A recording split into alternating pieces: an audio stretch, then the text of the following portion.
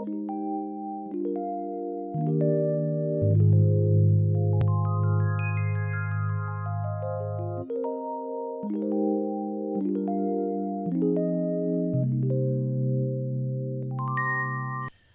amis, bonjour.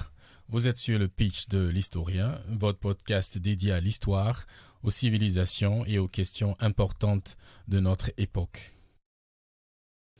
Nous allons à présent parler des industries de production et la relation entre batik et wax.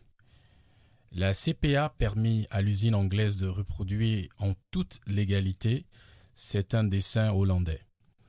Ebenezer Brown Fleming, grâce à sa nationalité britannique, enregistra les dessins de Vlisco au CPA, ce qui eut pour conséquence la mise en commun au profit d'ABC du fonds des premiers dessins hollandais, désignés aujourd'hui comme les classiques ou les contentieux.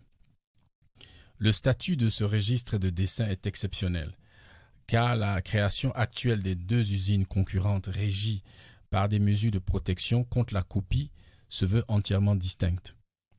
Les usines Vlisco et ABC ont su conquérir le marché africain et le fidéliser au-delà des indépendances.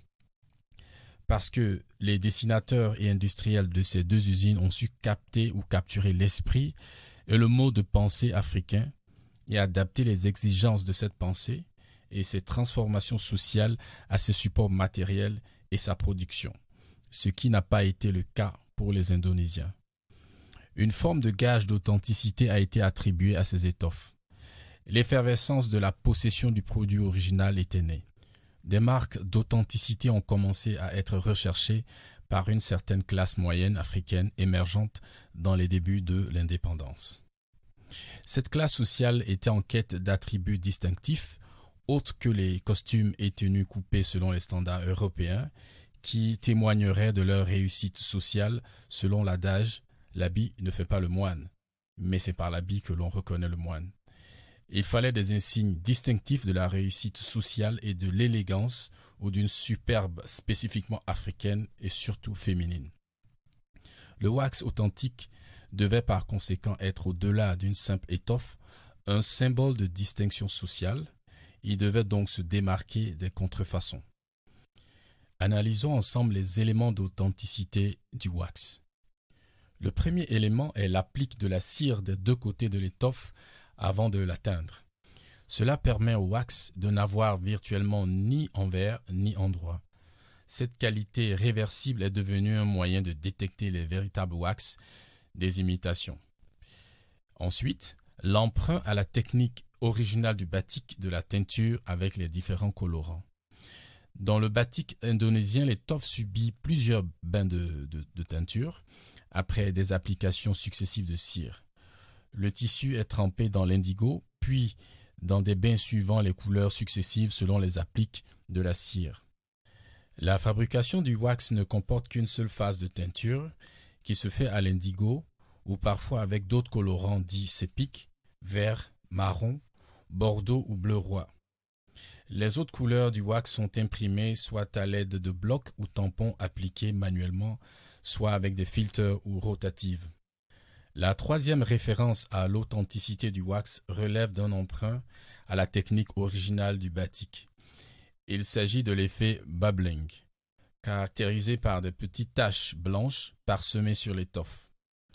Après le bain d'indigo, la cire est supprimée, mais quelques bulles de cire sont épargnées afin de donner un éclairage particulier à la couleur ultérieurement appliquée.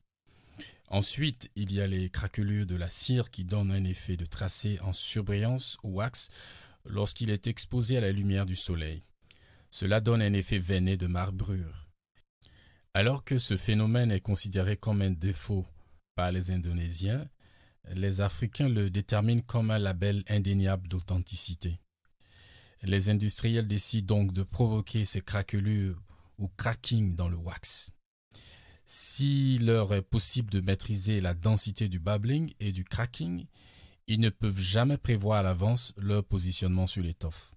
Cela signifie qu'ils apparaissent toujours différents sur chaque rouleau d'étoffe. Ces rouleaux sont délimités en yards de wax. Chaque yard de wax devient de ce fait unique et se distingue du suivant.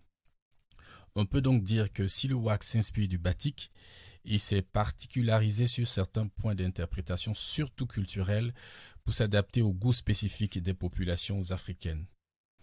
Les caractéristiques d'un wax se résument en l'impression du motif à la cire, ensuite l'étoffe est craquelée et lavée, avant la teinture à l'indigo. Puis un second processus de lavage supprime la majorité de la cire, mais épargne quelques bulles blanches qui servent de réserve à l'impression du fond jaune et lui apportent un éclairage particulier. Un dernier bain débarrasse l'étoffe de la cire restante avant l'impression de motifs d'autres couleurs. Au-delà des aspects techniques de l'utilisation de la cire, il a fallu définir les normes pour ces rouleaux d'étoffe. Il faut limiter les dimensions de l'étoffe. Là encore, les exemples pour délimiter les rouleaux de tissu ont été pris en Indonésie. Les sarons indonésiens descendent jusqu'aux genoux. Les industriels ont décidé de les rallonger pour atteindre les chevilles pour les Africains.